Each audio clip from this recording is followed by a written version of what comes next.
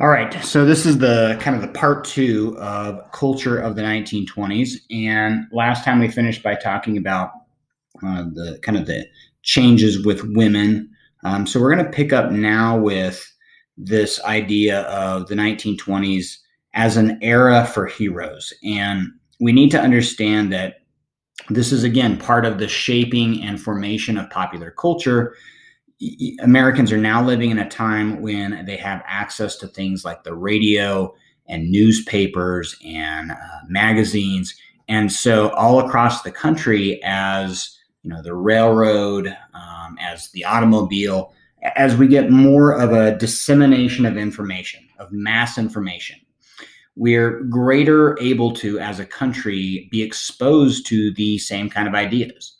And when we start having leisure sports like baseball and boxing and things like that, people, they want to be in tune to that. They want to listen to it. They hear about it and they talk about it with their friends. And if you think about the radio, you can't see actually what's going on. And so you have to picture it in your mind. And so you picture these people and some of the things that they're doing, and the broadcasters, and they're broadcasting them larger than life to get you to listen to them. And so people like Babe Ruth, people just thought he was, the most amazing thing ever. And probably half of the people had never ever seen him, or never seen him on a screen or anything like that, like we have with our sports heroes today. And so they had to picture him in their mind, and in their mind, they were just larger than life, and they were superhuman.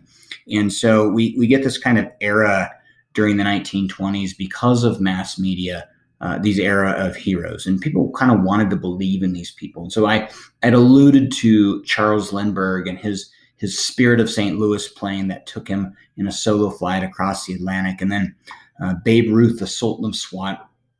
In the 1920s, he hit more home runs in 1 year. He hit 54 home runs in 1 year than an entire team did combined. And that was like superhuman. And unfortunately, a lot of people, unless they went to an actual stadium and saw Babe Ruth, they had never seen him, and all they heard about him was on the radio or in the newspapers. And so kind of created this aura, this mystery around him, that we, to some degree, wouldn't get today. We wouldn't get today because we have so much access to our stars and things like that.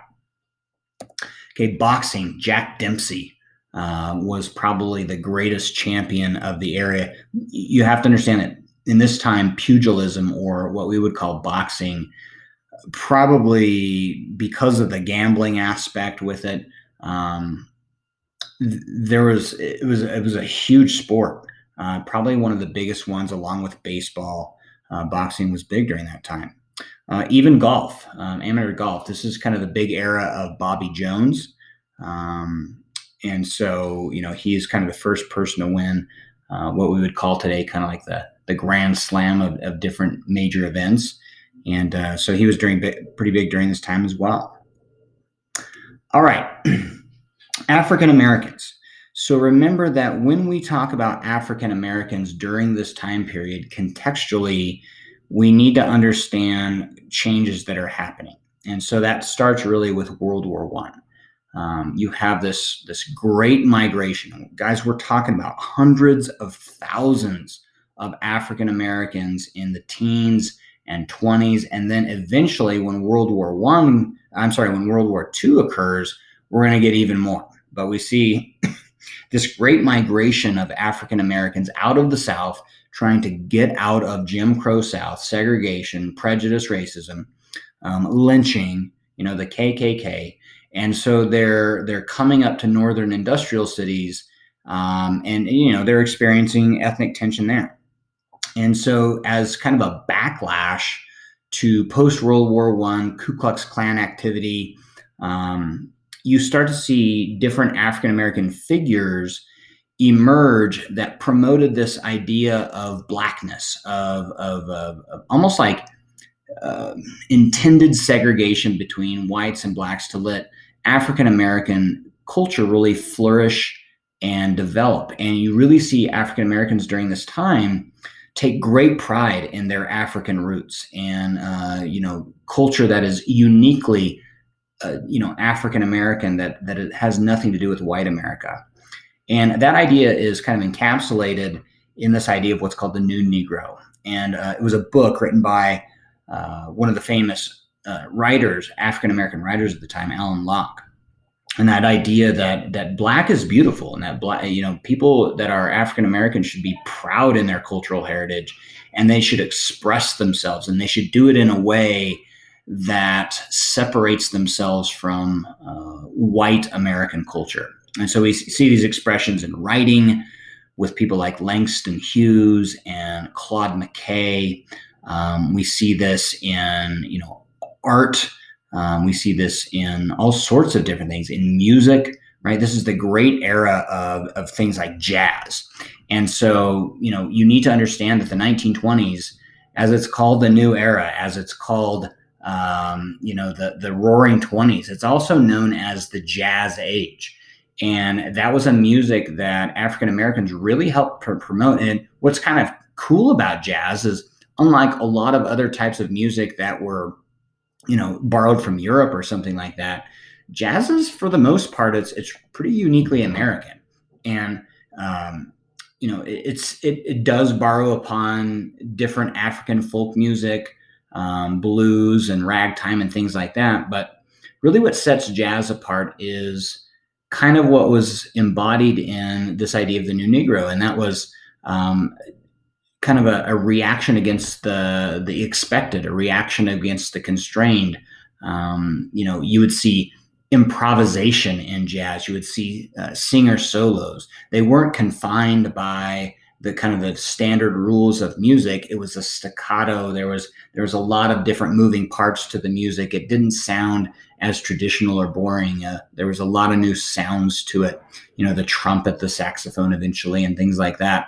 Those were things that started really in the area around New Orleans, and then started working its way up to Memphis and St. Louis, eventually to Chicago, Detroit. But ultimately, we get kind of a new hub of jazz outside the South in New York. And really, we get kind of this new hub of Black culture in Harlem, New York. And so really, Harlem becomes kind of the center of the jazz age movement. And so that's where, whereas Louis Armstrong was really kind of big in New Orleans, by the time we get up to the kind of the traditional, when we think about the jazz age musicians, Jelly Roll Morton, Duke Ellington, these people were, they were mainstays in Harlem clubs like the Cotton Club. The Cotton Club was one of the most famous jazz clubs in all of Harlem, and really in all the country. And that's where a lot of these musicians would play. And so that really starts to create a distinctive African American culture that's separate than white culture. Okay, as I mentioned, make sure you get down a few of the writers. Langston Hughes was big during this time. Claude McKay, I have down there Alan Locke. And then we also need to understand that the New Negro becomes political to some degree. And so you have people like Marcus Garvey, who creates the Universal, I think is actually not United, but Universal Negro Improvement Association. And Marcus Garvey, he was a little bit of an extremist, but he called for, imposed segregation between white and Black people. He called for, African Americans to really embrace being Black, and to not speak like white people, to not to be even friends really with white people. And he even promoted an idea, Black-owned businesses were another one, but he even promoted this idea that African Americans should band together and they should eventually move back to Africa. Now, that was a little bit extreme. I would say, W.E.B. Du Bois was a noted critic of Marcus Garvey's. Marcus Garvey, if I didn't say this, he's from Jamaica originally. He was an American. And so he kind of brought a lot of these ideas with him, but had kind of an outsider's perspective on how white Americans treated African Americans. Eventually, he gets a wide following. At one point, he has probably more than, about 4 or 5 million people that are members of his UNIA group. And he gets busted for mail fraud. And so they put him in jail. And eventually, Calvin Coolidge deports him back to Jamaica. I think he ends up dying in obscurity in England.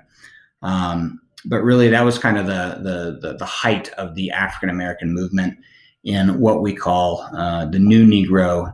And then also don't forget to write down kind of that cultural expression in art and literature and jazz and music in what's called the Harlem Renaissance. Okay, in terms of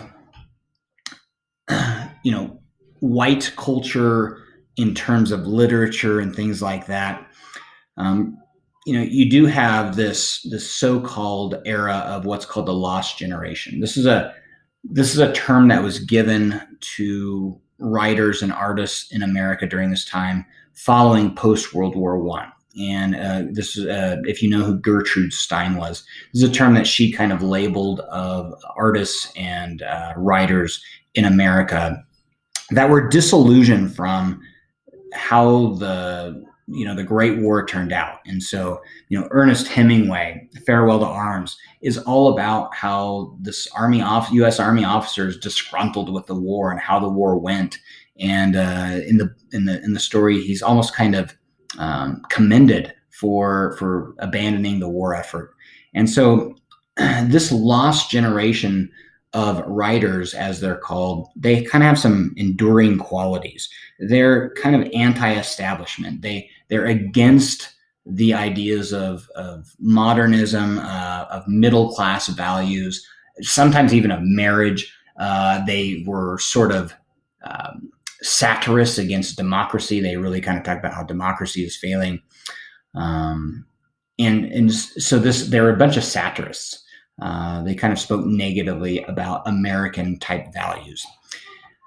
And H.L. Mencken, who is one of the most famous writers during this time, he had a term for the writers that kind of mimicked the lost generation called the debunkers.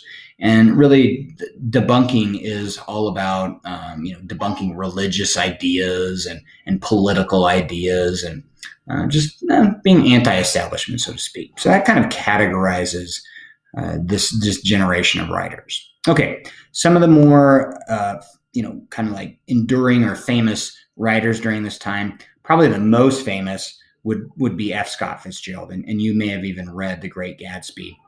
And if you haven't read The Great Gatsby, it's really about a guy who kind of wants to be popular and wants to be in the in crowd and does all these things to become noted, become famous, become popular, become wealthy, and then really it ends up destroying him. And that's kind of a characterization of what F. Scott Fitzgerald thought was going to happen to American society with consumerism, and eventually with a downturn of the economy. Okay, there's a Southern Renaissance of American writing, and probably the most famous writer during this time was William Faulkner and his book called The Sound and the Fury. Ernest Hemingway I talked about in A Farewell to Arms. So these are probably the main writers that you need to know in terms of the lost generation, and that should be it in terms of our notes on cultural values or cultural changes of the 1920s. Thank you for tuning in. Have a good one.